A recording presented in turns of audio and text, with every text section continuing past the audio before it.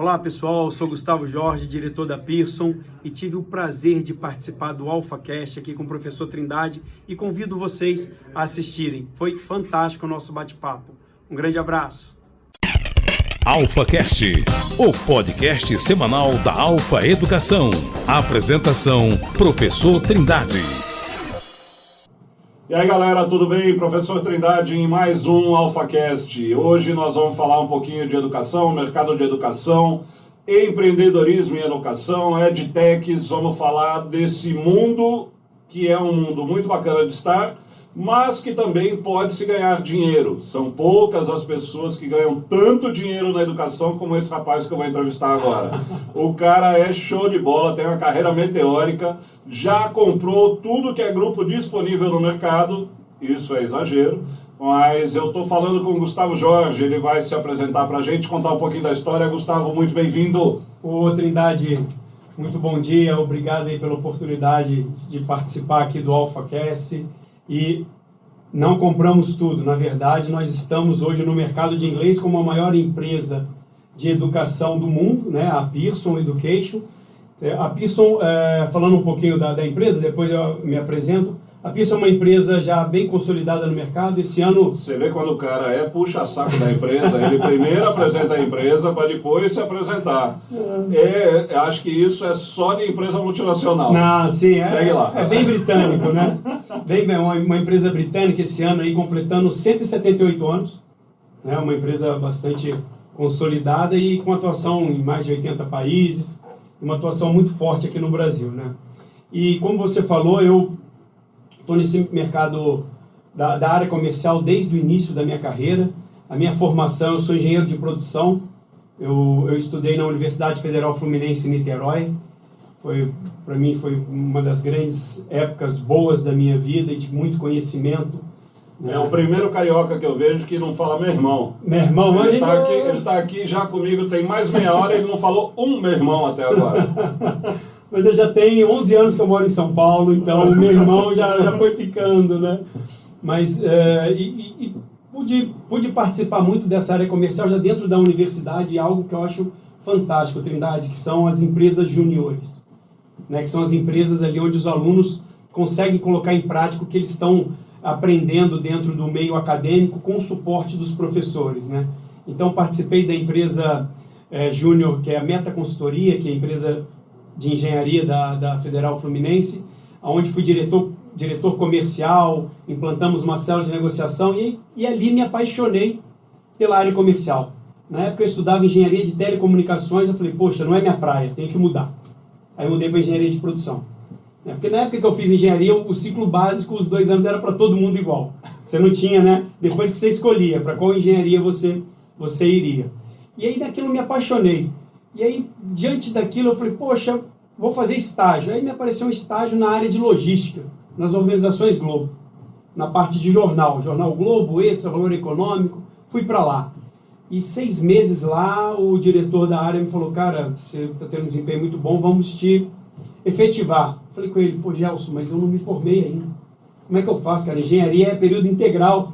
Eu venho aqui 6 horas e corro para a faculdade. Ele falou, problema teu. Você entregando o trabalho, eu não quero que você fique aqui o dia inteiro. Aí aquilo começou a me dar um estalo. Como é que a gente trabalha as equipes? Falei, o cara me ganhou ali, sabe, Trindade? Eu saí no meio do dia para a faculdade, assistia uma aula, fazia uma prova, voltava, tinha que acompanhar a operação logística na madrugada, ficava até às 6 da manhã, depois no outro dia estava às 8 da manhã na faculdade, e aquilo eu fui conhecendo. E aí um amigo meu, que a gente dividia uma república, o Thales, ele falou, Gustavo, eu estou na loja americana e, cara, é o teu perfil comercial. Vai ter trainee, por que você não tenta? Aí fiz a prova de trainee e passei. E aí fui para a área comercial e fiquei lá 9 anos, como trainee, tocando operação de loja, gerente distrital, depois fui para a área de compras. Mas isso loja física ainda, não era loja física. ainda. Não, já existia, mas as operações eram apartadas, né? Que aí depois criou-se a B2W, quando Americanas.com comprou o Shoptime, Submarino, mas eu era responsável pela operação de lojas físicas e participei daquela transição quando a loja americana comprou a Blockbuster para transformar em Americana Express. Beleza. Então aquela inauguração grande de Americana Express, a gente vivendo tudo aquilo, que aquela compra, se a gente for analisar, ninguém comprou para ter uma locadora de vídeo, mas para ter os pontos comerciais. Aí tem duas formas de ver. Ou você foi responsável pela explosão da Americanas, ou você foi lá e matou a Blockbuster. Os dois. Se a gente for olhar, né, a estratégia foi ter pontos comerciais bons, principalmente em grandes cidades, que é muito difícil achar um ponto comercial bom, né? Sem dúvida. E a Blockbuster tinha isso na época, então foram todos ali. Fui gerente distrital da Zona Sul do Rio, todas as lojas do Leblon, centro do Rio, eram 23 unidades. E foi uma experiência muito, muito boa, porque eu podia estar direto com o cliente, né? Eu gostava de estar na loja, atender cliente, em época, principalmente dos grandes eventos, né? Dia das Crianças, Natal e Páscoa, que são os 3 maiores eventos para a loja americana, nesse caso. Ela é a maior vendedora na época, maior vendedora de brinquedo do Brasil, maior vendedora de chocolate, e Natal é bom para todo mundo, né? Engraçado que o Dia das Mães não está nisso. Está no quarto. Lá é o quarto evento, diferente de outros varejos, Dia das Mães é o que bomba, né? Porque a Páscoa e o Dia das Crianças é muito forte na loja americana. É muito forte. Então, o Dia das Mães vem depois. E eu lembro que eu sempre questionava, setembro. Repara para você ver quantas empresas de varejo fazem aniversário em setembro. Mas não é, porque setembro é um mês que não tem nada para comemorar. Então todo mundo colocou a data aniversário, né? E aí a gente...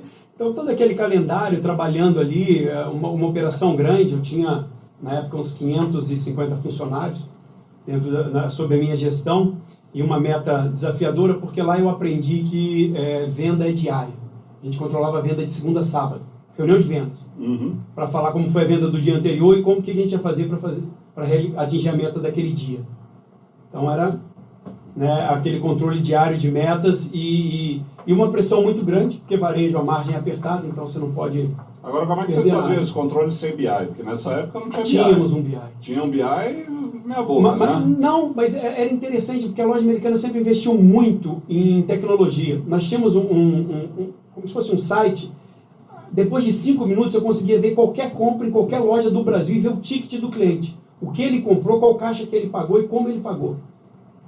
Só que mas você não tinha um poder de cruzar dados. O cliente que compra chocolate, compra CD, compra lingerie, isso a gente não conseguia cruzar, mas a gente conseguia ver todos os cupons. Porque, como a meta é diária, durante o dia você ia recebendo ligações. Tal departamento você não vai bater. Opa, tá ruim aqui. Ou então, o que você está fazendo para vender tanto? Né, para a gente trocar experiências também com outros distritais, outros regionais e outras lojas. Né? Mas isso era uma coisa que me deixava assustado. Quando eu fui para outras empresas, depois eu falei, gente, mas vocês não têm isso aqui? Não tem. Eu falei, nossa, em 5 minutos eu via qualquer cupom do Brasil inteiro. Sem painel de controle, sem painel, não tem como, não dá. Mas tinha umas coisas que o varejo, por ele ser muito dinâmico, ele trouxe isso, sabe, Trindade? Outra coisa é inventário. Eu briguei em algumas empresas que eu passei, vamos parar uma semana para fazer inventário. Falei, gente, o centro de distribuição da loja americana, todos eles, na época eram 3, faziam inventário de tudo, no final de semana. Loucura, hein? Loucura. Parava para contar, e da loja, você começava 2 horas da tarde numa loja, em torno de 70 mil itens ali dentro, contava o estoque até as 10 da noite, de 10 da noite às 6 da manhã você contava o salão de venda. É bombom por bombom. Sou antigo, CD por CD, DVD por DVD, né? Hoje não se conta mais CD nem o DVD. Quem é que fazia isso? Eram os funcionários de uma empresa terceira.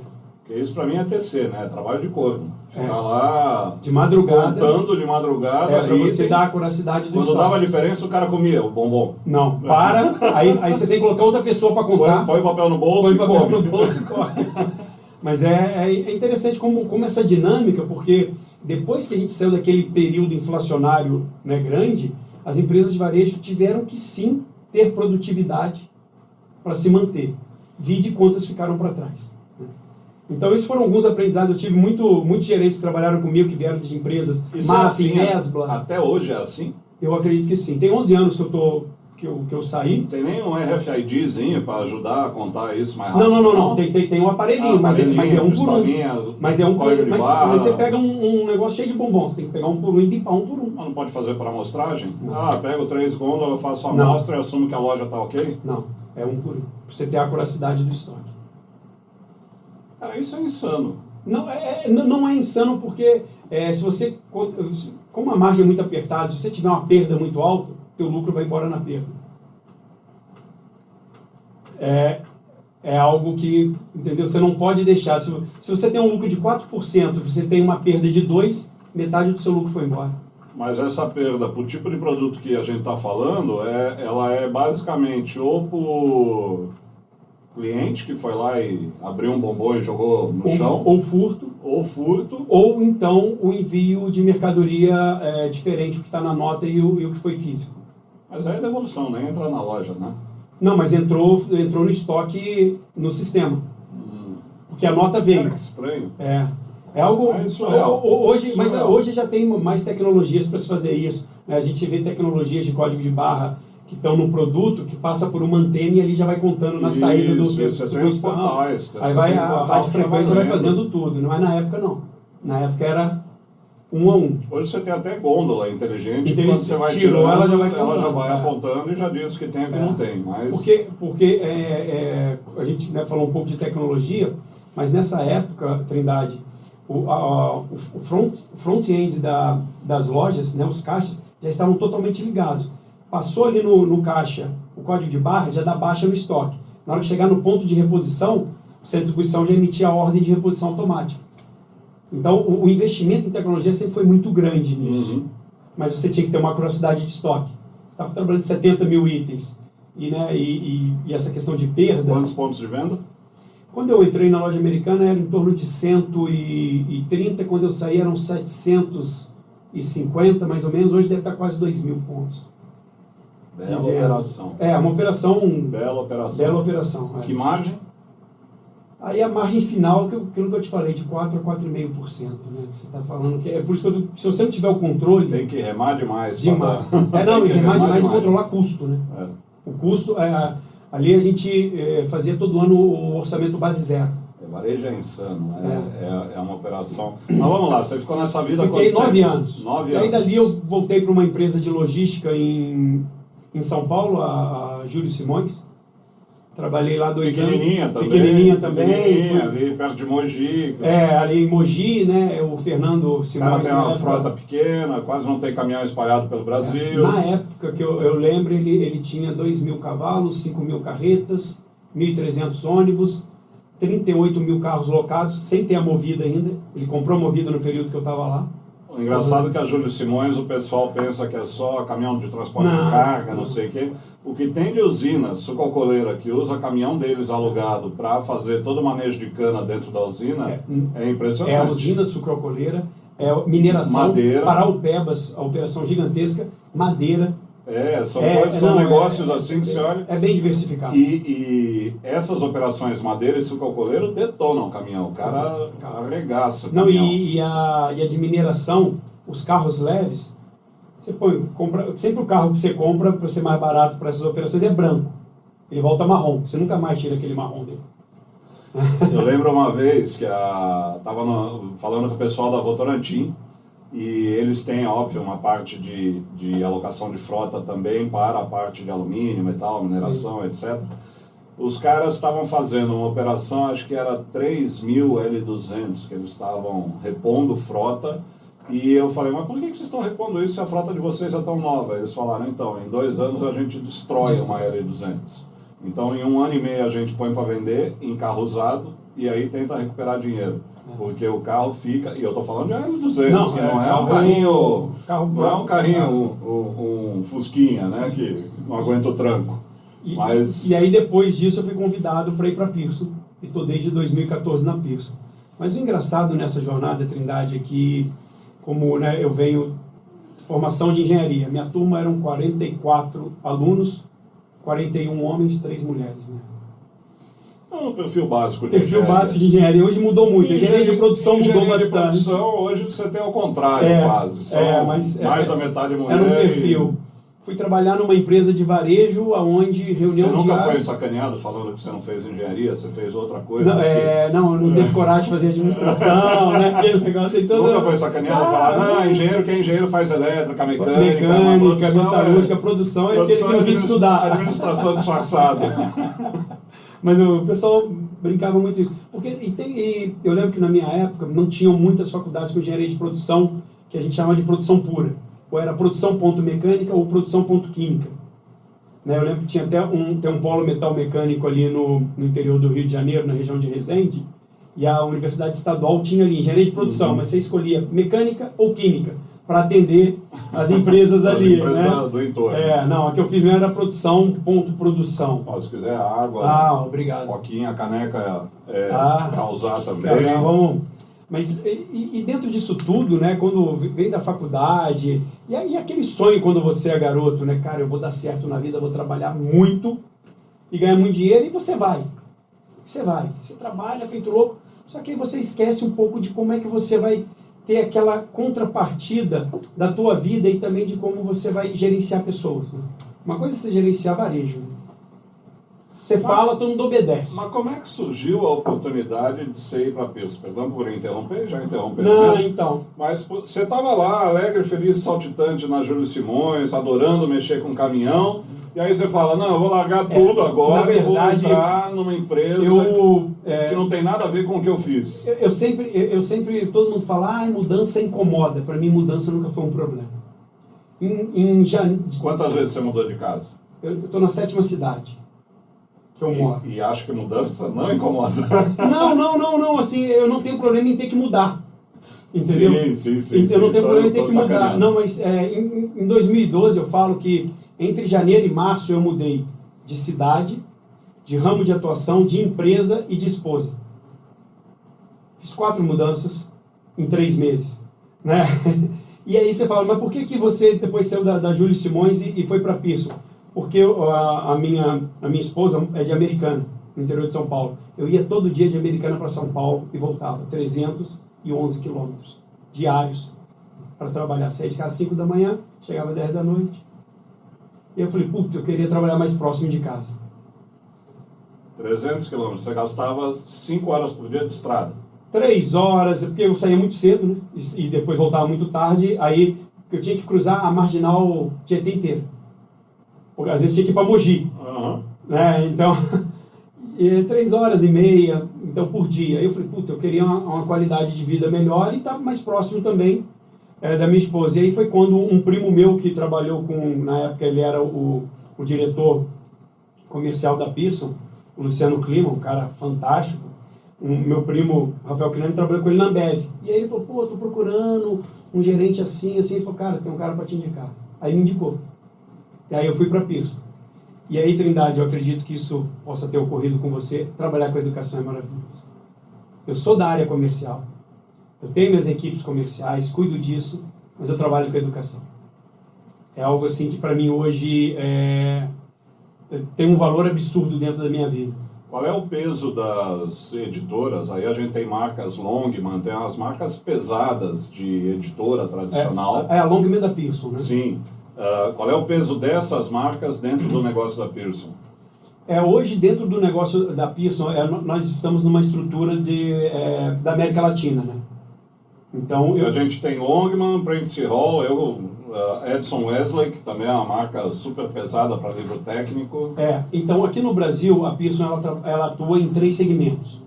Um segmento de franquias, onde existe um diretor comercial para franquias, tá? Que hoje é o Anderson. Uma diretora para ensino superior, onde a gente tem aí a nossa biblioteca virtual, né, a nossa BV, que é líder de mercado. A gente deve estar com quase 60% de mercado, pela quantidade de títulos e qualidade dos títulos que nós temos, e a parte do inglês, que nós falamos do ELT, que eu sou o diretor para essa área. Tá? E a gente responde para verticais globais. Então, eu sou o diretor no Brasil e o meu chefe é o vice-presidente da América Latina. Então, o peso disso... Vocês têm estrutura matricial também, que você se reporta para outro cara do país? Não, eu me reporto para ele fica fora do país. Sim, mas é só um reporte. É um reporte, e aí ele reporta para um VP... Você não tem VP de Business Unit que reporta para outro cara? Temos, tipo do financeiro. Tá. Ele atende a gente no Brasil, mas ele reporta para um vice-presidente sênior global. De jurídico, a mesma coisa. Né? Então, a gente trabalha dessa forma matricial, como a parte acadêmica também. A equipe acadêmica que me atende reporta para mim e para uma diretora acadêmica global. Né? Então, a gente trabalha assim. E aí dentro da Pearson, eu me encontrei. Trabalhei com franquias muitos anos dentro da Pearson, franquias profissionalizantes, na época era People, Microlins, SOS, depois eu fui diretor da Wizard, e aí aceitei o desafio de pegar a expansão de K12 na época, que nós tínhamos os sistemas Coque e Dom Bosco. A Wizard hoje é a marca mais forte de inglês? A Wizard é a maior rede de escolas de idiomas do mundo. São 1.200 escolas. Né? Então, a Wizard, aí, a gente pode falar que ela tem um peso aí de 40% a 42% dentro da América Latina para a Pearson. E como é que essas escolas EAD entraram no mercado e bateram a Wizard? E aí a gente tem um monte de produto EAD aí. Sim. Que está teoricamente facilitando a vida do aluno e tirando receita da escola presencial. Não, mas a Wizard, com a pandemia, a Wizard inteira, os 300 e poucos mil alunos tiveram que virar online. Todo mundo virou online. Né? E aí, ao final agora, essa saída de pandemia, né? A gente não sabe se terminou, se não terminou, também ainda em cima disso, a Wizard saiu muito mais fortalecida, porque ela criou o Wizard On, onde é a escola virtual. Não são aulas gravadas, são aulas síncronas, mas virtual. Onde você tem o mesmo professor, o mesmo horário, a mesma turma, mas você não precisa se deslocar para uma escola. Mas é por turma ainda, não é individual? Tem individual, se você quiser VIP, você tem. Paga, né? Paga, mas individual. Hoje a gente tem 7 mil alunos em outros países que não sejam Brasil, tirando a América Latina. A gente está falando de América do Norte e Europa, estudando na Wizard. Né? Então, e hoje são 60 mil alunos de forma na Wizard On, na Virtual School. E é só inglês ou outros idiomas? Inglês, espanhol, todos os outros idiomas. Mandarim, francês, alemão, tem tudo. Então, a pandemia trouxe isso muito forte pra gente. Que a gente, não, se você quer estudar na Wizard, vocês fizeram um curso para árabe, para ir para o Catar? Não, para árabe não. Aí o inglês dá conta, né? O inglês dá conta nessa hora. Então a Wizard saiu muito... E a gente começou uma expansão internacional forte. Estamos com 5 escolas no Paraguai, temos na Costa Rica, estamos negociando República Dominicana, porque a gente vê que dá para ser um hub de serviço. Quantas unidades tem em Goiânia da Wizard? Isso é uma coisa que eu nunca... Eu sei que tem mais de 4, 5. Olha, hoje, como eu estou há 2 anos e pouco afastado da Wizard, né? Vai falar que não sabe. Não, de cabeça não, mas deve ter umas 6 unidades. 6 unidades aqui em Goiânia. É muito volátil esse negócio? Abre e fecha com muita facilidade? Não, nós acabamos de voltar agora da convenção de franqueados, que foi semana passada lá na Costa do Sauípe, comemorando os 35 anos da marca Wizard by Pearson, e muito franqueado. Quantos franqueados tem? 34 anos de casa, 30, 20. Então hoje a gente tem mais franqueados com mais de 5, 10 anos de casa, a grande maioria, e muitos com 20, 25, 30. E para a galera nossa que quer ser franqueada e investir, qual é o retorno? Médio, né? Porque tem loja 25. Que dá, tem loja que não dá. 25%. 25%? Última linha. Após impostos? Após impostos. Tá bem, hein? Tá bem, bom negócio. É um bom negócio. Capital de entrada? Capital de entrada depende do tamanho da escola, porque tem escolas menores, médias e grandes, mas você fala ali a partir de R$180 mil. E o produto carro-chefe é em inglês? É em inglês. Porque em inglês a partir dos 3 anos. Dos 3 aos 99. 100 anos, acho que a pessoa quer parar de estudar, vai dar uma tranquilizada, né? Não quer mais. Não, nos 100 anos o cara já está estudando tcheco, né? Porque já aprendeu todos os idiomas, né? Já vai fazer outra coisa. Mas é interessante. Então, e dentro dessa jornada, Trindade, que eu te falei da área comercial, chegou num dado momento que eu via um Gustavo muito competitivo. Nunca gostei de perder nem para o comercial, não tem jeito, né? Senão você não vai crescer, coisa, né? Vai fazer outra coisa. Não vou vender hoje. Vou vender só amanhã, hoje eu não estou com vontade. Aceitei que o concorrente está melhor e pronto. Não quero bater meta, desistir. E nunca gostei daquela desculpa, mas o concorrente baixou o preço, cara, tem que encontrar alguma coisa. Uma vez eu tomei uma invertida do então presidente na loja americana, como a reunião era diária, e tinha caído uma chuva em Ipanema. Eu era gerente geral da loja de Ipanema. mas choveu assim, algo que podia alagar a rua e tal. Fui para a reunião de venda no outro dia, eu falei, putz, minha venda foi uma merda, mas eu tenho a chuva como desculpa. Tenho álibi. Eu estava no início da carreira. Tá, chegou lá. Gustavo, o que aconteceu com a loja? Eu lembro o número da loja. O que aconteceu com a loja 22? Então... E ele morava em Ipanema. Eu caí na besteira. 22 não é sacanagem. Não, pessoal. era o número da loja. Coincidência. Por favor. Já acabamos campanha política. Mas era o número da loja. Cada loja... Lá a gente não falava o nome da loja de Ipanema, não. Loja 22, loja do Rio Sul, loja 10, né? Era assim. E aí... Eu falei, nossa, então, você sabe, você até mora aqui, como foi a chuva ontem, aí as pessoas não saem de casa e tal. Ele falou, tudo bem, essa sua desculpa é. Então vamos olhar a venda sua no setor de guarda-chuva, sombrinha e capa de chuva. Trindade. Barco inflável, bomba para encher barco inflável, motores. A minha venda tinha sido quase zero. Ele falou, mas... Se chove, as pessoas que estão na rua e tudo vão querer comprar. Você não fez nenhuma promoção de sombrinha? Você não colocou na porta da loja, não anunciou, não fez? Aí você falou, não, porque ia molhar. Ali eu aprendi que não adianta vir com desculpa, você tem que entender e buscar o caminho. Tá? E aí dentro dessa jornada eu fui me tornando uma pessoa muito ligada, aquilo tudo, né? E uma hora eu falei, cara, eu tenho que dar uma... Eu acho que esse é o caminho da venda, mas como é que eu posso equilibrar isso? E aí, há uns 14, 15 anos atrás, eu procurei um pouco a parte do yoga. E aí, pratico yoga e meditação desde então. Todo mundo que me conhece fala, você não faz. Cara é zen. Não é. Para vender... Das 3 às 4 da manhã ele faz yoga. Não, eu faço à noite na segunda. Tenho hoje, é uma coisa que me ajuda muito, a minha esposa é professora de yoga, então, né, já não pago, então isso é bom. Já economizo, né, como bom vendedor. Já negocia ali. Né? Estou percebendo que essa relação tem outros nuances aí, tem um negócio puramente de troca de serviço. De troca de serviço, né? Mas isso me ajudou muito, principalmente, como é que eu poderia fazer que as minhas equipes fossem equipes de alta performance. Não pela parte só tradicional de venda. Você pode colocar hoje na internet, técnicas de venda, vem lá. As 1000 técnicas que todo mundo conhece, que todo mundo aplica, e você que aplica aquela técnica cai nela quando outra pessoa está vendendo, né? Esse é o mais engraçado, né? Você estuda tudo, mas chega uma pessoa e te vende e você fala, para que eu comprei isso? Foi técnica de venda. E eu falei, agora como é que eu faço que as pessoas se sintam bem em trabalhar nas minhas equipes, deem o seu melhor, mas consigam ter um equilíbrio de vida também? Associado a isso, duas perguntas que aí você vê como é que você constrói. Sim. A primeira é, no teu mundo atual, nós estamos falando de John Pearson, que é líder global de setor de educação, qual é o teu maior desafio hoje, quando você olha para o nosso mercado?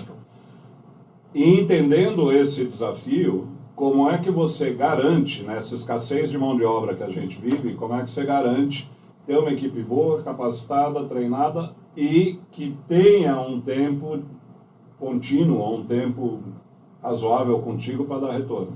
Porque a pior coisa que tem é perder profissional bom.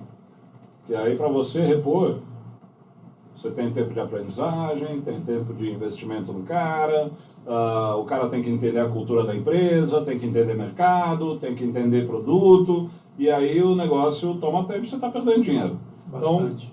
Então, nesse teu cenário irrequieto por natureza, sim, que você transpõe para a gente essa inquietude tua de falar, eu quero uma coisa bacana e maior, mas qual é o teu desafio hoje?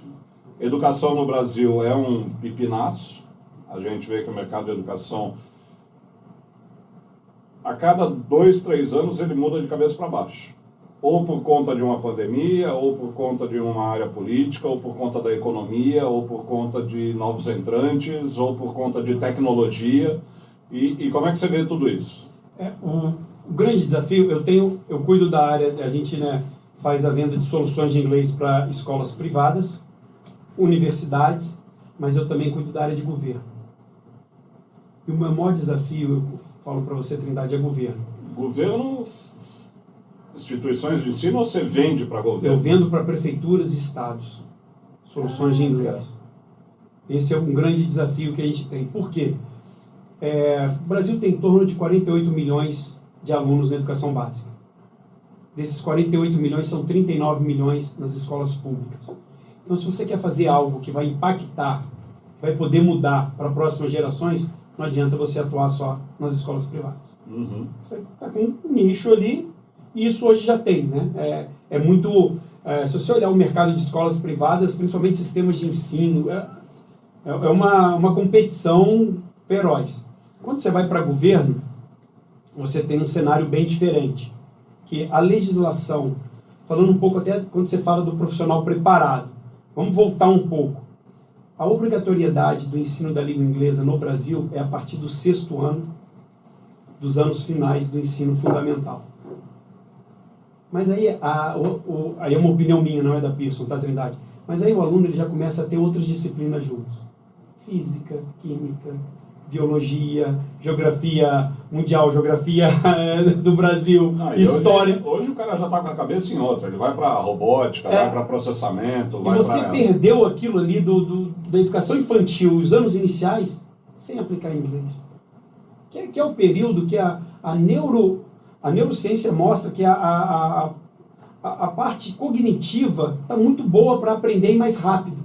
Ah, Gustavo, então você só aprende inglês nessa idade? Não, você aprende inglês em qualquer idade. Depende do tempo que você vai demorar. Cabeça escancarada, a cabeça aberta e a cabeça propensa a aprender. Não, e também quanto tempo você consegue dedicar, né, para o estudo. E aí, hoje é o grande desafio.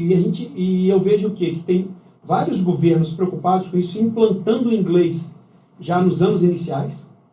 Né? A gente tem um projeto no estado, a gente pegou agora o estado do Mato Grosso todo, são 240 mil alunos na educação, no ensino fundamental, tendo aula de inglês a partir do 1º ano. Porque se você olhar, a empregabilidade está totalmente ligado às competências que a pessoa vai levar. E hoje o nosso mercado está indo para quê? Estado de Goiás, o estado agro muito forte. Hoje, para você operar uma colheitadeira, não, mas eu sei dirigir trator. Esquece. Não vai. Toda automatizada. Toda automatizada, como é que você vai programar? Tecnologia lá em cima. Lá em cima. Se você não tiver um inglês básico, e já básico indo pro intermediário, você não vai tocar o negócio. Não, e mais, uma colheitadeira, você faz manutenção dela no campo mesmo. No campo. E você tem que fazer manutenção básica, porque não vai ficar esperando o cara vir da sede da fazenda para te atender. Manual dela. Colheitadeira não tem que ficar. O manual está no tablet do cockpit da colheitadeira, você tem que ler lá na hora. Você precisou exportar, é uma invoice. Então, o que a gente fala... tá bom, Gustavo. Eu estou dando um exemplo do agro, porque todo mundo acha que o agro não é trabalho braçal mais. Deixou de ser há muitos anos. E você vai para outra extremidade, você está na área de TI. Uhum. Que hoje... mas a pessoa tem que saber TI. Qual é a base de toda a programação? Ela está em quê? Na língua inglesa. O que a gente tem de profissionais hoje dentro do Brasil trabalhando para empresas de fora, né? E esse é um mercado que você pegar, aquilo que você falou, pegou um profissional bom de TI, segure e cuide bem, porque vão levar. E aí... Só referendando o que você está falando, e vou te dar um dado, em Goiânia,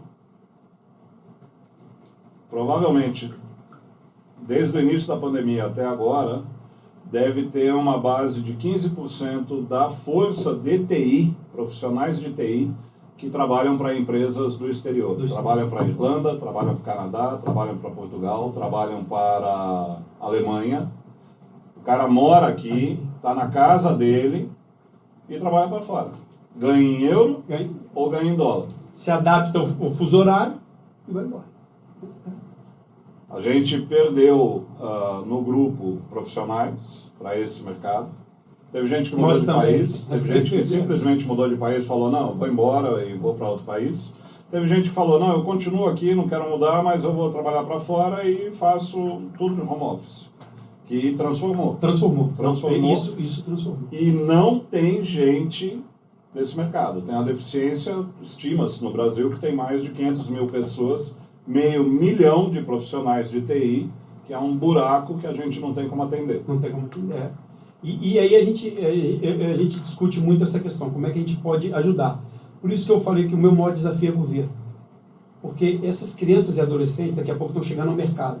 Se a gente não atuar agora com elas... Gustavo, então você está dizendo...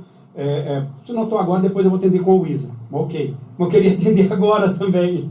Mas porque é algo que você consegue mudar. Tem um projeto... Como é que você mantém teu preço competitivo tendo que participar de edital? Porque a 13303 está lá em cima, lei das SA, você tem que vender para governo, passa para o edital tem lá 3 cotações, e você está brigando com quem nesses editais? A gente briga com outros concorrentes, mas tem uma coisa que nós temos um diferencial, que eu não vendo material didático, eu vendo solução. Então, dentro da minha solução de inglês, eu tenho uma... Técnica de venda, pessoal, olha só, ele já mudou, já pintou o elefante de rosa aqui. Não vendo material, vendo solução. Mas é uma solução, que a gente fala, porque o meu tem um material didático, tem a formação continuada. Não fica nem vermelho, pior é isso. E uma coisa que a gente viu, assim, não adianta colocar o melhor material didático na mão do professor que não sabe inglês. Então, a gente montou a jornada do professor para o governo, onde eu ensino o professor primeiro inglês, depois como dar aula de inglês. Você já fez projeto de montar a escola bilíngue, partindo do zero, onde você tem que ensinar o cara em inglês e mais a didática em inglês? A gente fornece material para as escolas bilíngues, sabe isso? A gente fornece material para essas escolas. Isso é uma encrenca, não é não? É uma encrenca por conta também, vamos lá, você achar um bom professor de matemática. Que queira aprender inglês. Que saiba inglês. Não, achar um bom professor de matemática é difícil. Um bom professor de matemática que saiba inglês. Mais difícil. Mais difícil. Um bom professor de educação física, ok. Agora aquele que saiba inglês, porque se a escola é bilíngue, o aluno tem que estar imerso naquela cultura. Uhum. Né? Um professor de português, que está dando aula de português, mas que saiba inglês. Então tem esse problema da mão de obra. Então essa questão do bilíngue, só fazendo um parêntese, tem grandes escolas que nós atendemos, as top 10 escolas de São Paulo, ali, acho que 9 delas utilizam materiais Pearson. A maioria não são escolas bilíngues. Elas falam, eu não sou escola bilíngue, mas eu entrego o meu aluno bilíngue. Vamos puxar a chave aqui. Tá? Qual que você considera as 10 top escolas de São Paulo? Vamos lá. Ali a gente tem Porto Seguro, Dante Alighieri, Bandeirantes, Rio Branco, Santa Cruz, Liceu, Santa Cruz, Colégio Britânico, São Paulo. Tem essas escolas também. Então, grande parte dessas escolas utilizam materiais Pearson. E olha se essas escolas se dizem escolas bilíngues. Nenhuma delas. Não. Nenhuma delas. Elas têm inglês estendido na grade e entregam um aluno bilíngue. Mas a escola bilíngue funciona? Funciona muito. Por outro lado, a gente tem clientes que entregam uma qualidade muito grande. Que a gente falou, acho que o São Paulo é bilíngue. É bilíngue, mas naturalmente. Você pega uma Maple Bear, Red House, entrega dentro de uma escola bilíngue. Ok. A gente também fornece material para eles. Isso é importante. Singular, inova. Então, tem muito isso, mas isso a gente está falando de um percentual da população, Trindade, que é atendido, que é pequeno. Agora, quando eu pego o professor da escola pública, principalmente o generalista, do 1º ao 5º ano, ele não tem o inglês, mas aí vai lá e coloca uma disciplina de inglês. Como é que faz? Então, por isso que eu falo da solução, que a gente entrega, eu consigo atender o Estado não só com material didático, com a formação de professor. Esse professor, ele tem resistência a aceitar o inglês na grade? Muito. Aí você tem Porque ele se sente ameaçado, no final das contas, né? Ele fala, estão colocando aqui uma coisa que para mim é grego. É grego, e aí a criança vai aprender verbo to be no 1º ano, verbo to be no 2º, verbo to be no 3º, verbo to be no 4º, verbo to be no 5º. É o TOB. Verbo TOB.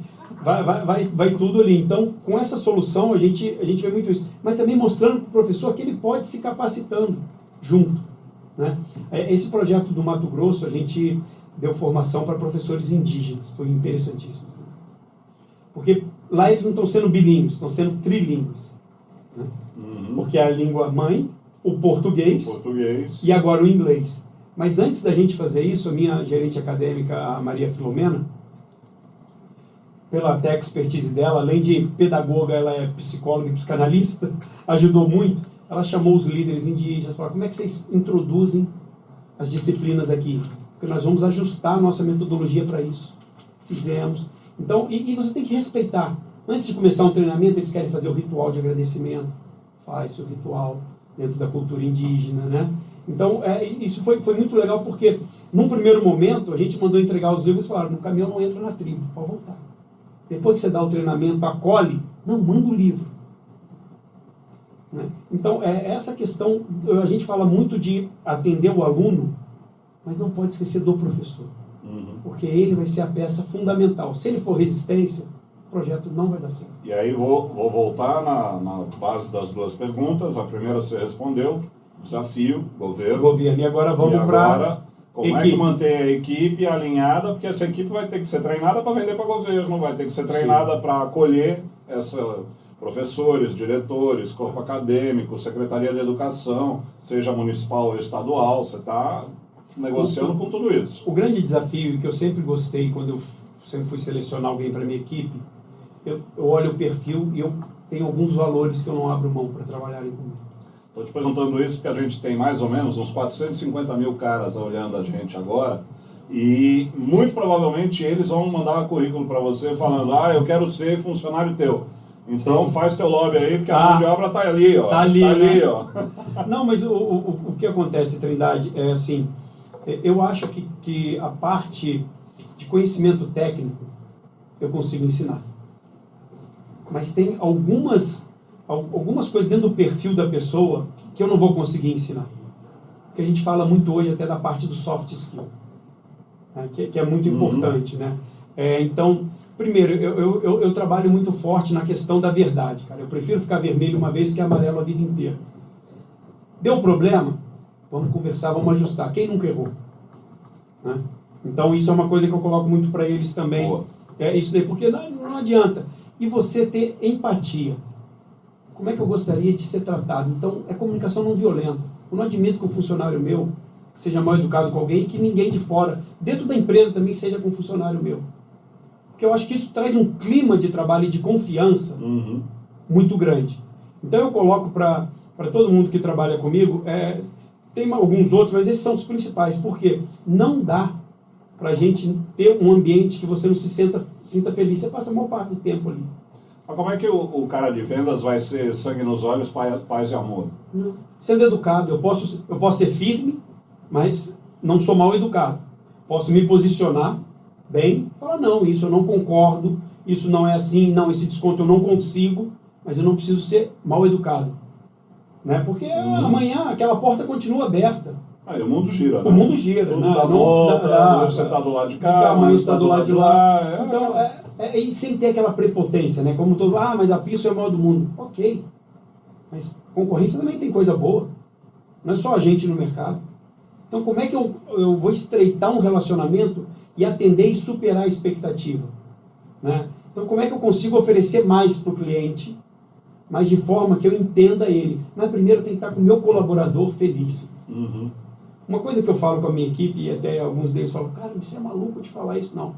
Se eu souber que algum colaborador meu, isso é coisa do Gustavo, tá, Trindade? Faltou a festa de um filho na escola, eu dou uma advertência. Eu falo, cara, isso é um tempo que não vai voltar.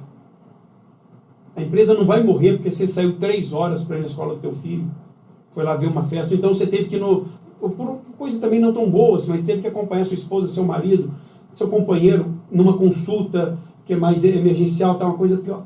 Cara, a empresa não vai parar. E eu vejo que com isso que eu vou fazendo junto com a equipe, eles estão sempre disponíveis, sempre querendo dar mais, porque eles sabem que a hora que precisar é uma via de mão dupla. É uma via de mão dupla, Trindade. Então, eu busco pessoas com esse perfil. É claro, tem coisas que tem que ser técnico, para a área acadêmica eu tenho que buscar pessoas com determinados conhecimentos, para a área de vendas, pessoas que já conheçam vendas, mas eu não conheço do negócio governo, vai aprender com a gente. O pessoal normalmente pensa, e isso é comum, quando você trabalha em empresa grande, eu já trabalhei em empresas grandes, todo mundo fala, essa empresa é um monstro, vocês não têm dificuldade para vender porque a marca se vende por si só.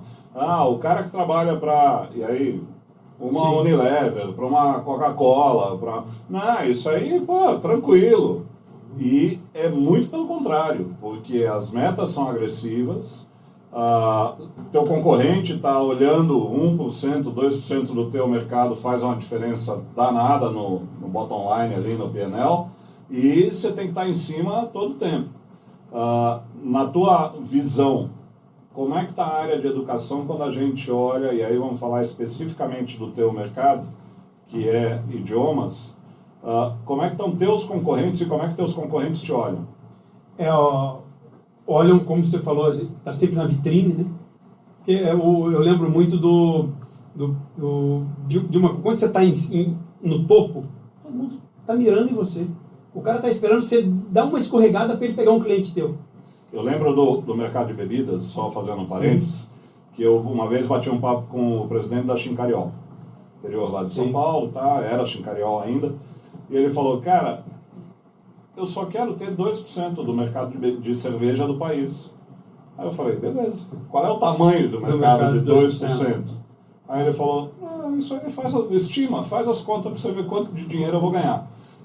Às vezes, você não precisa olhar para o cara que está lá em cima falando, aquele cara eu quero uma fatia dele. E aquela fatia vai me fazer falta, porque eu tenho que crescer para manter a estrutura, manter investimento, porque para você manter um produto atualizado, e principalmente hoje, tudo tem tecnologia. Vocês sabem que investir em tecnologia não é barato. Qualquer coisa já foi no metaverso? Vocês já estão lá dentro? A gente tem já também uma frente em cima disso. Mas a gente tem a tecnologia muito forte. Hoje a gente tem toda a nossa área de assessment, de avaliações, com uma tecnologia, com inteligência artificial, tudo muito embarcado. Todos os nossos materiais eles não são só físicos, tem a parte... Tudo dentro de casa? A gente tem parceiros. Senão você tem que fazer 30 edtechs dentro da A gente recebeu um prêmio agora de uma das empresas que mais investe que tem mais parcerias com edtech, com startups, né? Porque a gente sempre busca isso. Né? Então, dentro da própria Wizard tem o WizMe, que é o assistente virtual do aluno, tem tudo ali dentro. É algo fantástico, mas requer dinheiro. Para você ter dinheiro, você tem que ter crescimento e manter margem. E nessa do mercado, quando o cara vai te atacando, às vezes você diminui a margem, mas peraí, eu preciso investir. Mas para investir eu preciso crescer. Então, é esse o desafio que nós e os meus concorrentes temos em cima disso. Como é que a gente faz isso? E a gente decidir para ir para governo é algo que você vai ganhar no atacado. A margem vai ser menor, mas você vai ganhar no atacado. Você sai do varejo e vai para o atacado. Né? Fechou um contrato, são não sei quantos mil alunos. O lead time de fechamento de contrato com o governo é longo. É longo. Agora a gente está tendo uma alteração da lei de licitações, né? A lei 8666, ela deixa de existir em 1º de abril do ano que vem. Entra 14133. Que era 13303, passou para 14133, mas a 866 já estava para cair faz tempo. Mas ela pode ser, os governos podem contratar por ela até 1º de abril. Eu lembro que 17 e 18 eu estava na Prefeitura de São Paulo e a gente já estava fazendo a licitação, tudo com 14, a lei nova. Porque você consegue ter contratos mais longos, de prestação de serviço continuada, porque esse também é era um grande entrave da lei antiga, você contrata por 12 meses. Aí entra lá, depois mudou, o secretário, não quero mais, para o projeto. Aí você cai na descrença do professor e fala, isso aqui é mais um que vai ficar 12 meses, depois vai embora. Aí você já tem a barreira de entrada, ainda vai ter a barreira de crédito ou não acreditar. Mas hoje você pensar no lead time ali é de 6 meses a 1 ano e meio. Você apresentar o projeto, a solução, mostrar para o governo. Custo de captação lá em cima. Lá em cima. Mas e tem as licitações normais que vão aparecendo, você vai participando disso que vai te mantendo. Aquela licitação que o cara quer, quero comprar material, quero isso, você vai entrando, mas aquela de você montar um projeto é de 6 meses a 1 ano e meio, mas tem acelerado isso. Tá? E para universidades ou ensino superior, estadual e federal, você também tem penetração? A gente tem, mas é mais pela área da biblioteca virtual. Tá. A biblioteca virtual a gente está na USP, Unicamp e várias outras federais, tudo aí também. Mas aí é um pouco diferente o tipo de contratação por TINEX, né? Porque você tem aqueles títulos que a universidade precisa, aí é mais rápido. Agora, quando você precisa passar por todo um processo licitatório, aí você tem um prazo maior. Mas é maior, como você falou, o custo é maior, mas depois que aquela solução sai, fica mais fácil você tocar o projeto. E falando um pouco do teu portfólio, você tem vaca leiteira no portfólio? Temos. Temos vaca leiteira, que são principalmente os nossos livros.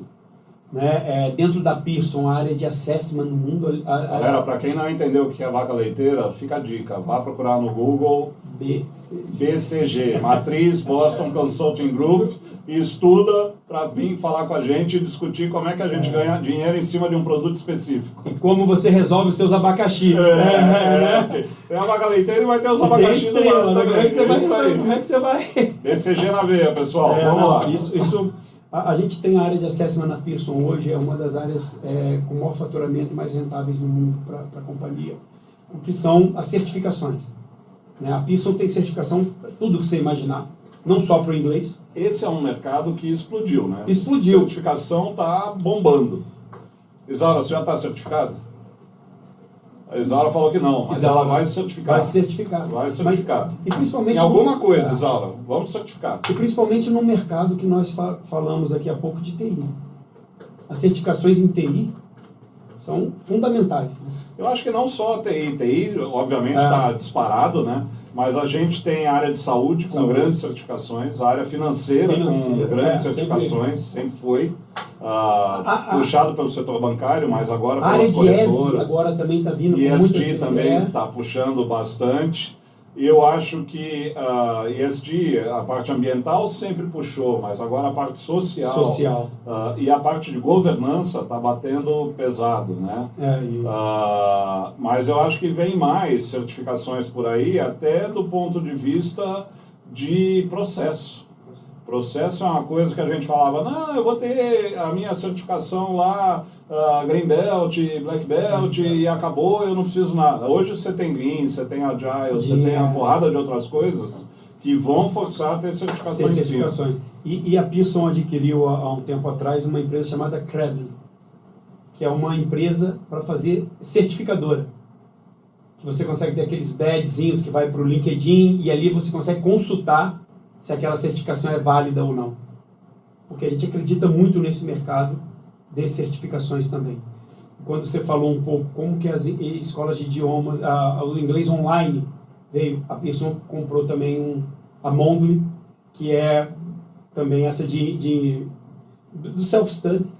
Só um outro comentário, dando um passo atrás, falando um pouco de certificação.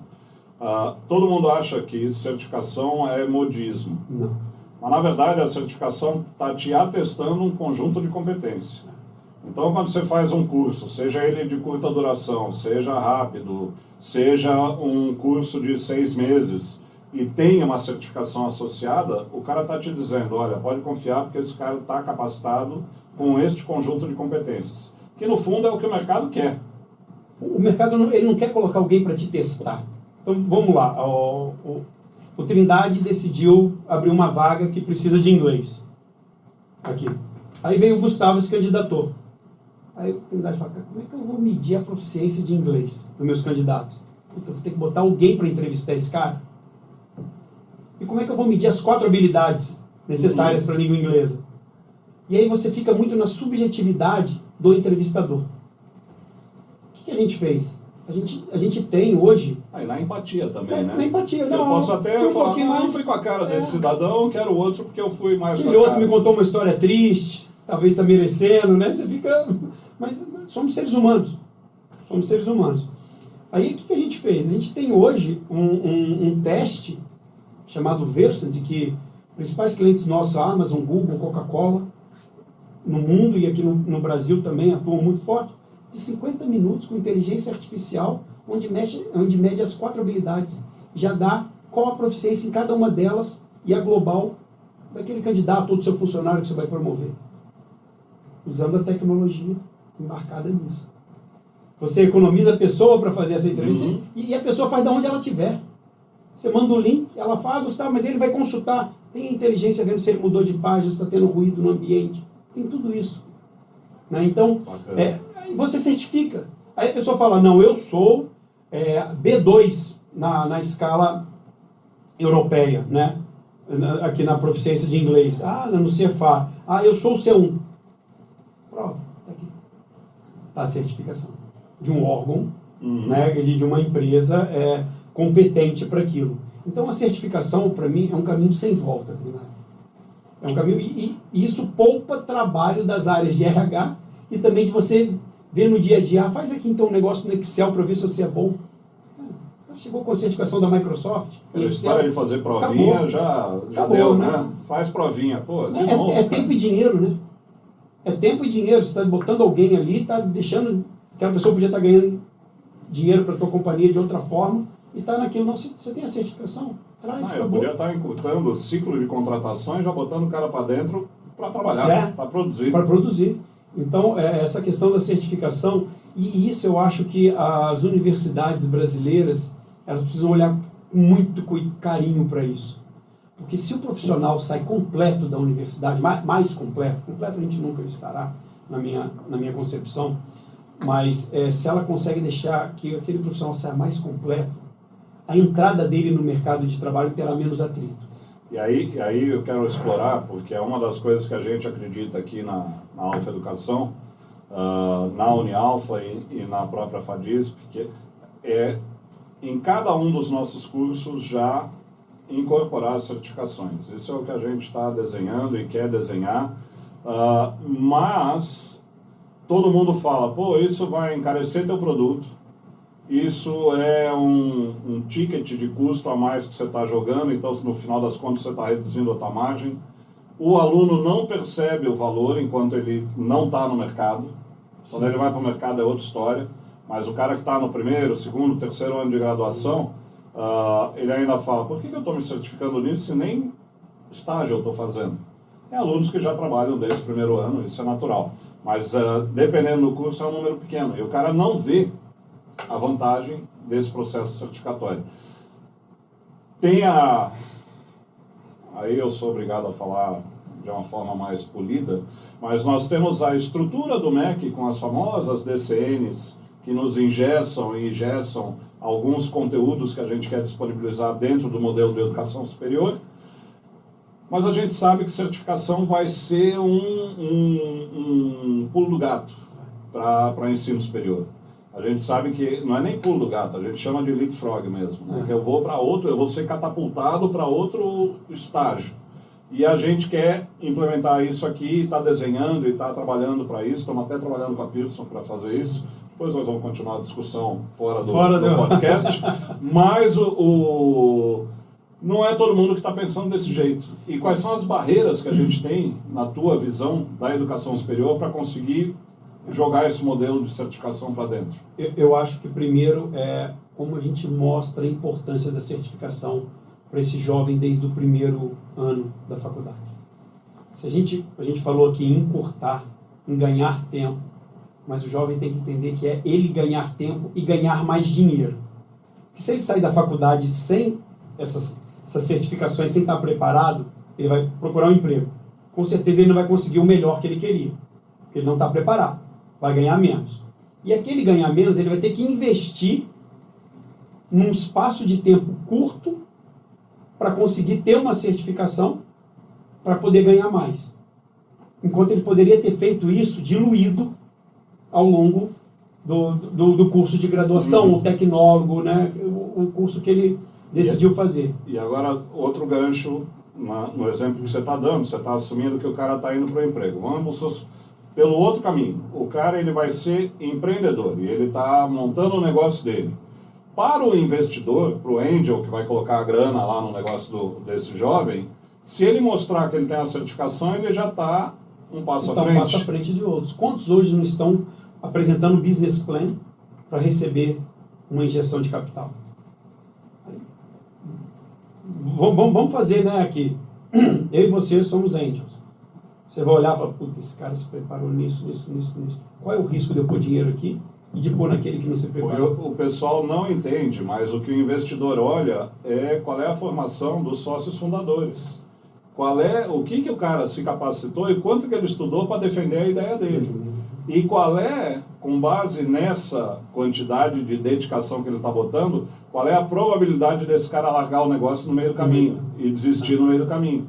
Então, um cara que tem certificação, que está se dedicando, que está atrelado e tem vínculo com o que ele está se propondo, o investidor, o angel, ele olha de outro jeito. E o venture capital também vai olhar de outro jeito. Até porque o venture capital ele fala, em quanto tempo eu vou conseguir ter retorno do meu investimento?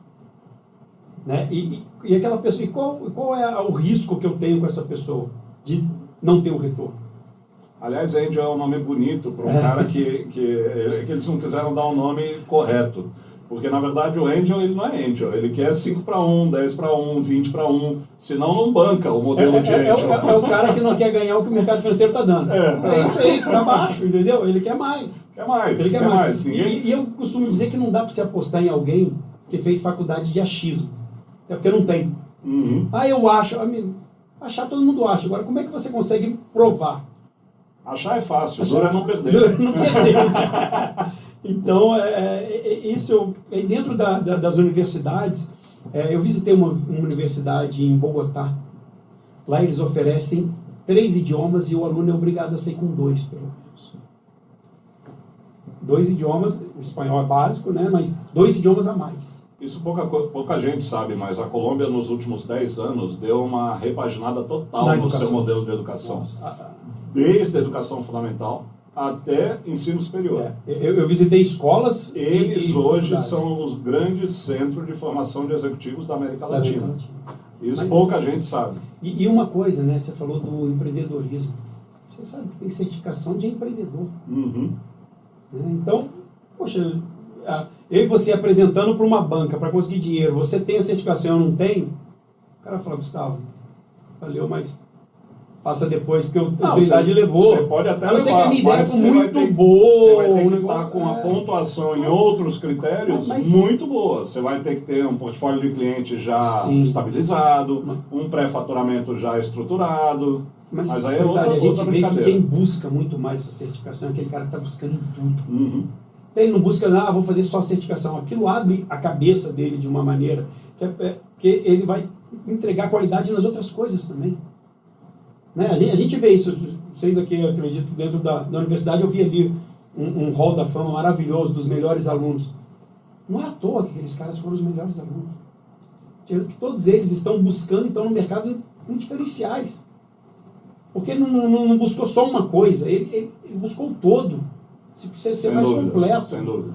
Então, eu acho que essa questão ajuda muito e é um papel da sociedade, da universidade, entregar pessoas mais capacitadas para o mercado de trabalho.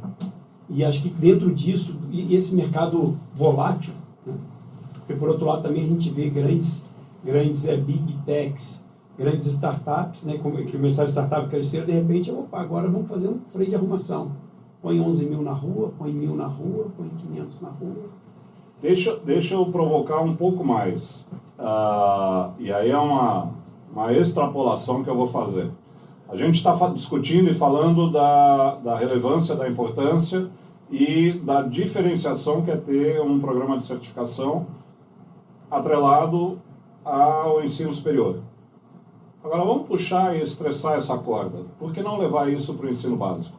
Eu acho que o ensino médio, principalmente quando a gente fala de projeto de vida, isso é, na minha maneira de enxergar, eu acho que vai ter isso na universidade, é o que a gente dentro da Pearson fala do lifelong learning. Então eu vou ter certificações para a educação básica, que a pessoa sai dali, certificações para o ensino superior, e certificações pós-ensino superior. Tá? Você acha que o programa de certificação, ou um programa de certificação, ele combate um dos problemas nossos atuais como país, que é o analfabeto funcional?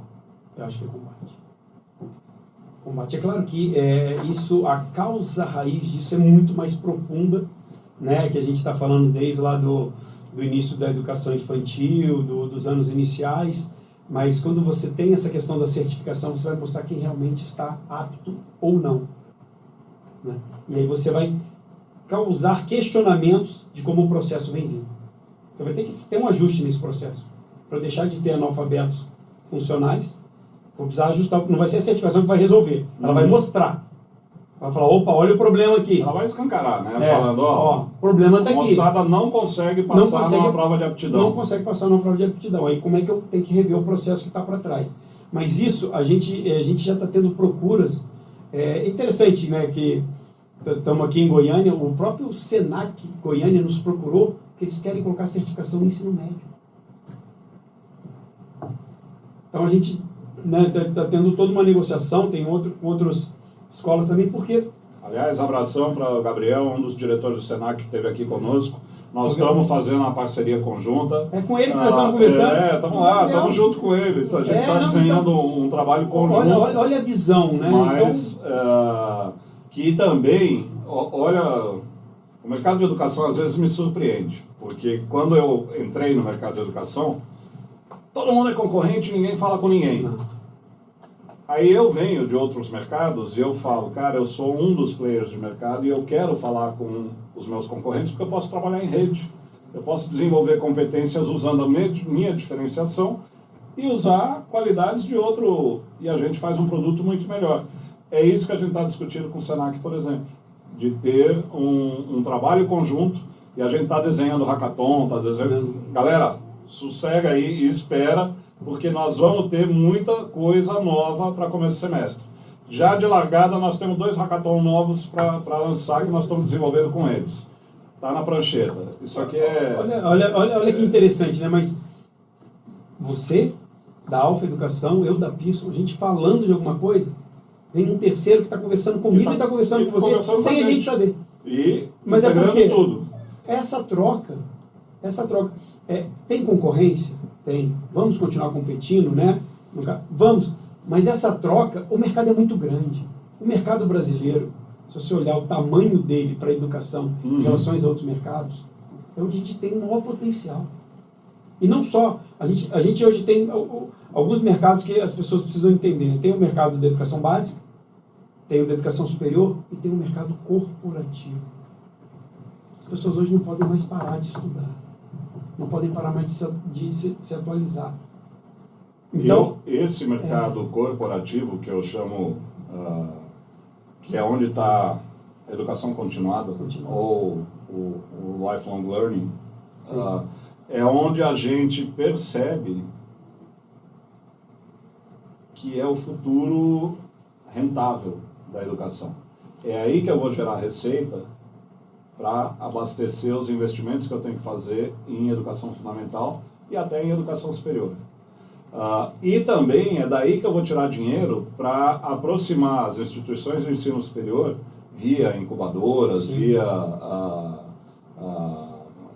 fábrica de startups ou núcleos de trabalho conjunto, para conseguir fazer a aproximação do mercado com a instituição de ensino, que também hoje é um dos grandes buracos que a gente tem de mercado. Foi o que eu citei para você dentro da minha formação, eu ter participado de uma empresa júnior, onde eu prestava consultoria para grandes empresas, para pequenas e médias também, com um professor sendo monitor. Empresa júnior é um negócio 10, mas a responsabilidade fiscal da empresa júnior é um problema que a gente precisa resolver. Não, muito, mas eu estou falando, quando fez esse link para mim com o mercado de trabalho, para mim foi fantástico treinar. Eu dentro da universidade ainda, eu já tendo visão de como era o mercado. Como é que eu poderia me preparar, o que eu precisava, sabe? Então, com essa questão das startups e tudo, e eu questiono muito, um questionamento meu do Gustavo, quantas teses de mestrado e doutorado nós temos no Brasil? E quais delas a gente consegue dar aplicabilidade na sociedade, junto com as empresas? Por que não vamos desenvolver pesquisas, como você falou, aproximando o mercado de trabalho? Né? A gente sabe que tem questões de legislação, não pode se investir na universidade, né? tem tudo, mas como é que a gente consegue fazer essa aproximação? Porque tem muita coisa que pode ser resolvida e tem a solução dentro do meio acadêmico. A gente já tem números concretos, né? A gente sabe que algumas instituições de ensino superior brasileiras, USP, Unicamp, são disparadas as que mais publicam do país, são disparadas as que têm grande produção científica, mas não são as geradoras de patentes, não são as geradoras de dinheiro. Esses dias eu vi um post, estava no LinkedIn fuçando, e aí eu vi um post que eu falei, putz, isso aqui era um estudo que a gente precisava ter. O cara mostrava qual era o faturamento das incubadoras que saíram da Unicamp frente ao PIB nacional. E era um número significativo. Aí eu falei, isso é pequeno ainda, frente ao que a gente vive no cenário nacional como um todo. Precisava ter muito mais aplicabilidade, empresas que realmente transformem a nossa vida e que não fiquem com pesquisas esotéricas, às vezes, e que me desculpe o pessoal de humanidades, mas às vezes a gente tem pesquisas que, tudo bem, legal fazer, mas não basta para gerar economia. E eu preciso das duas pesquisas. Eu preciso de desenvolvimento tecnológico, pesquisa em ciência pura, em ciência aplicada e em antropologia, filosofia, comportamento humano e etc. Mas eu não posso ter a balança... Hoje a gente está desbalanceado. desbalanceado. E aí você vê grandes nações que se construíram em cima disso. Você pega uma Alemanha. O grau de patentes, de empresas de tecnologia, de tudo isso, mas sempre calcado, indo com toda essa parte acadêmica junto. E mas aí você não acha que o ensino técnico tem um papel preponderante nisso também? Muito.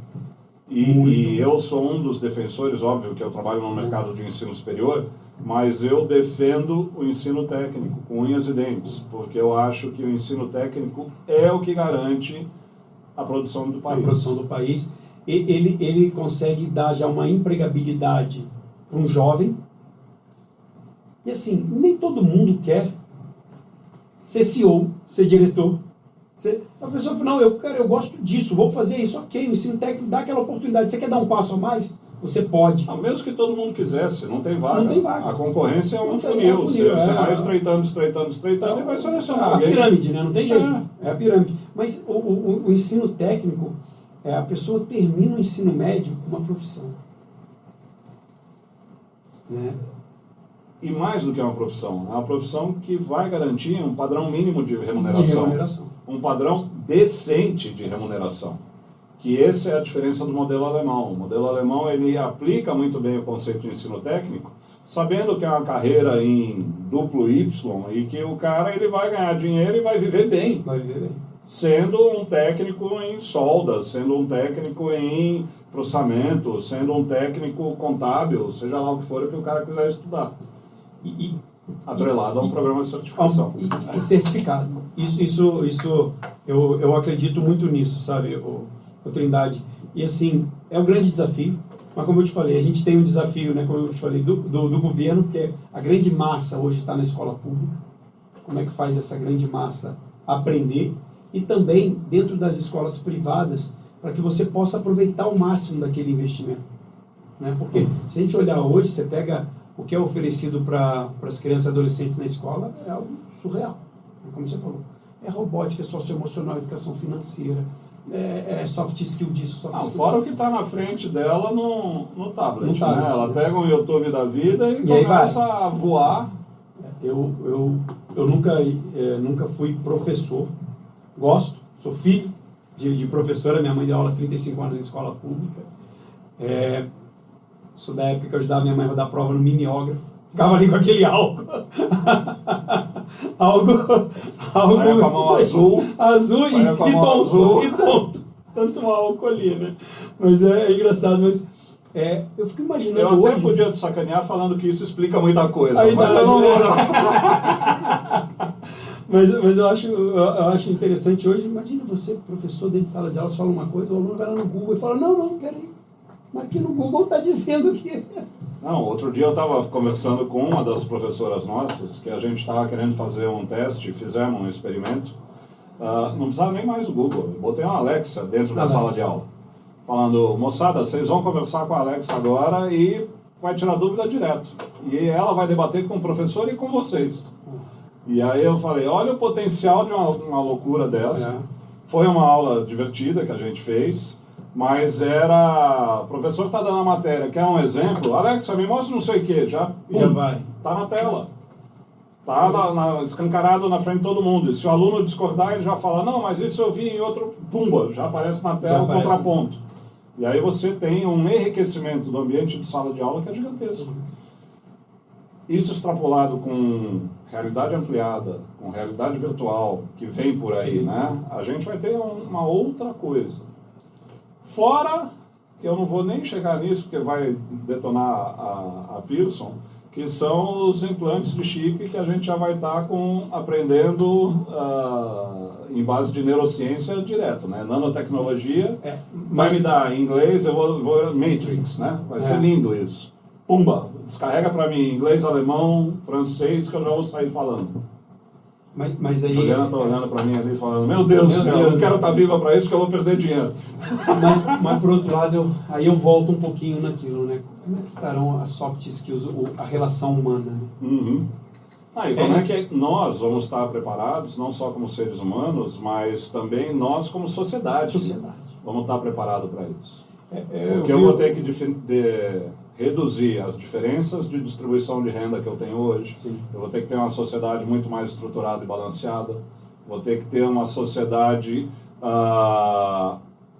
dedicada à criação, que hoje em dia nós ainda não somos. Muito do trabalho hoje ainda é trabalho repetitivo.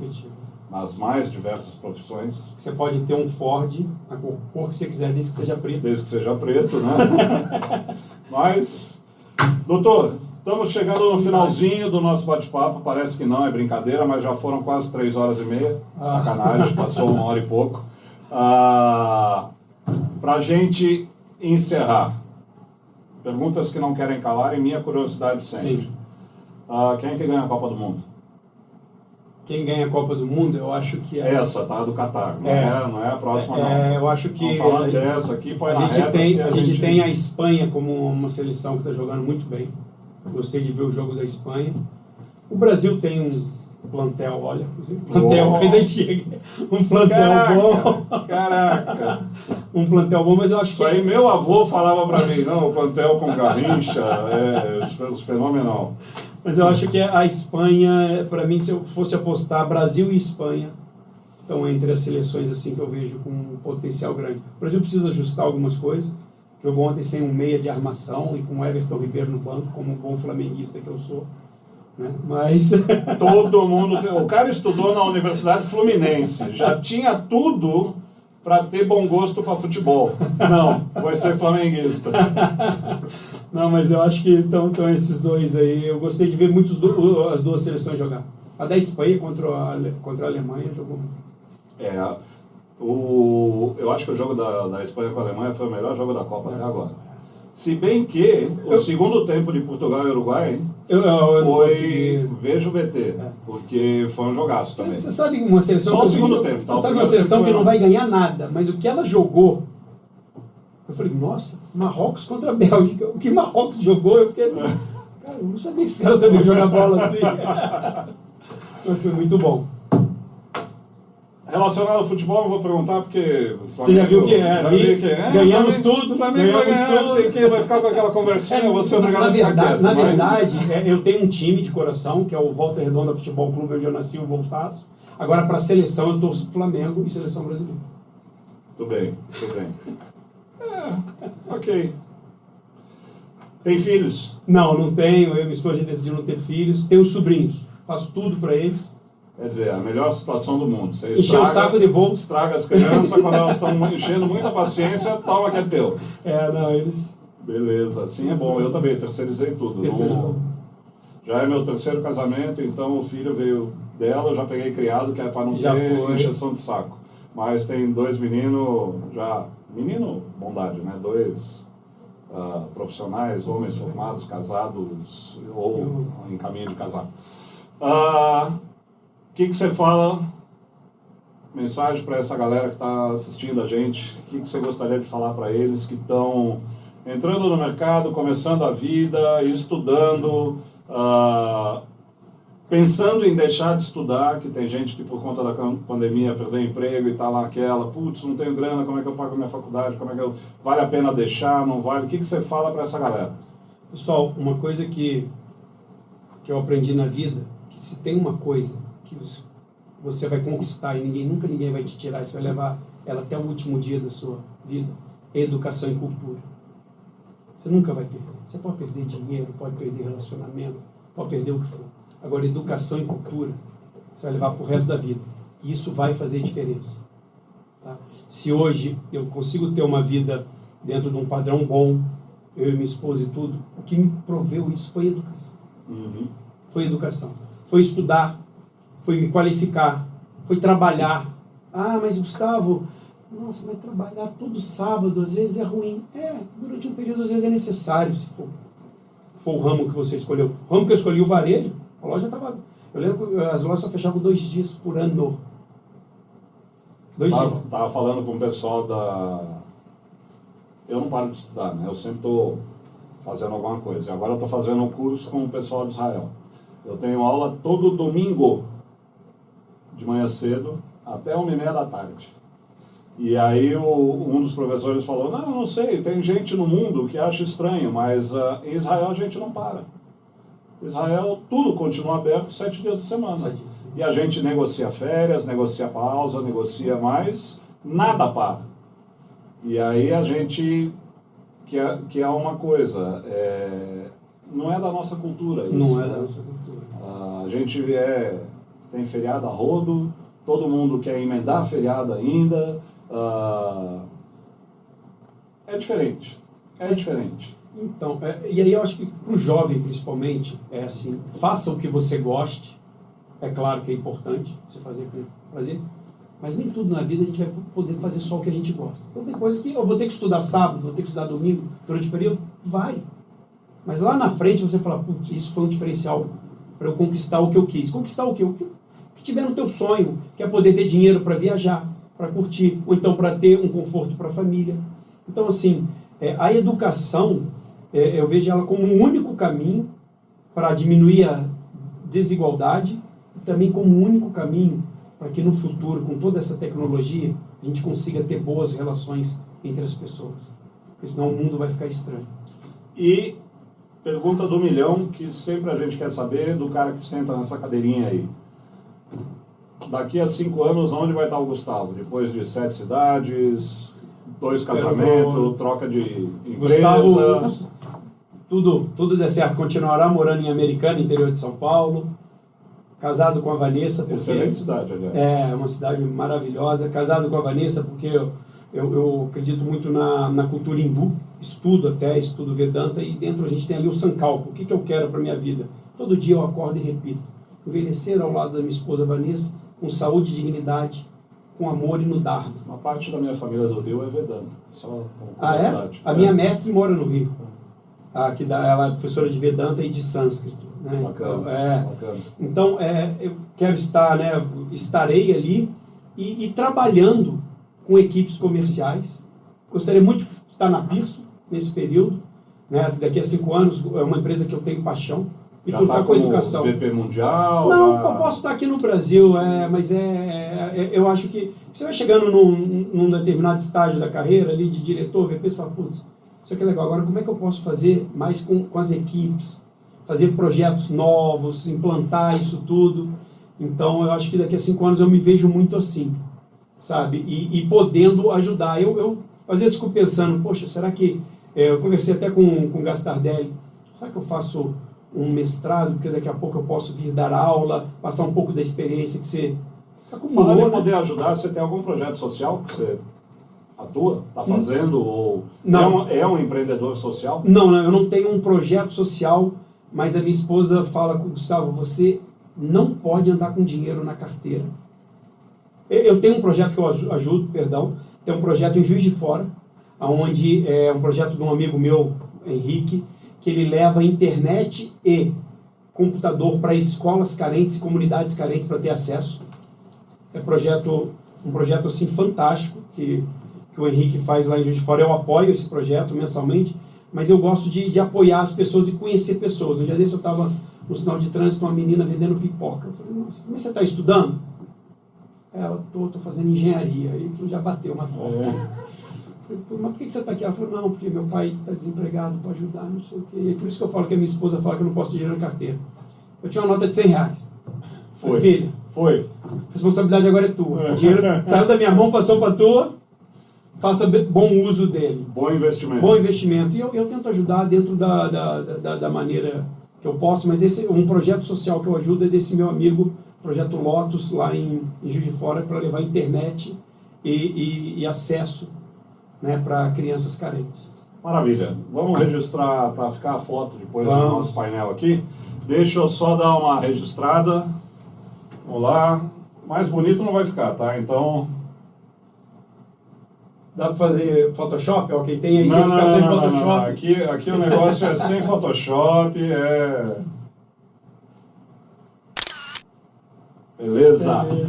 Galera, esse foi mais um AlphaCast. Professor Trindade recebeu esse cara que é show de bola bater papo com ele. Cara boa gente, conhece mercado, conhece de tudo um pouco. O cara rodou o mundo, passou por vários setores. Gustavo, obrigado pelo teu tempo, obrigado pela tua disponibilidade, obrigado pela tua simpatia, pelo teu carinho com a Unialfa e por ter viajado. Para quem não sabe, ele pegou um avião, saiu de lá de Americana, veio para cá para poder ter esse bate-papo com a gente. Agora o mínimo que eu vou fazer é ter que levar ele para tomar um chopinho, porque senão não dá, né? Carioca sem chopp não sobrevive. Gelado, pouco colarinho. Mas a gente vai ter agora que dar uma saída. Valeu, galera. Gustavo, brigadão, viu? Pô, Trindade, eu que agradeço pela oportunidade e parabéns por essa iniciativa, né? Eu recebi, o Gastardelli mandou para mim e para a Juliana alguns links, eu assisti, e é fantástico isso, né? Essa troca que vocês proporcionam aqui. Parabéns. Muito obrigado. Galera, valeu, ficamos por aqui, até a próxima. Até o próximo podcast da Alfa, nosso AlphaCast. Fui! Tchau, tchau! Obrigado.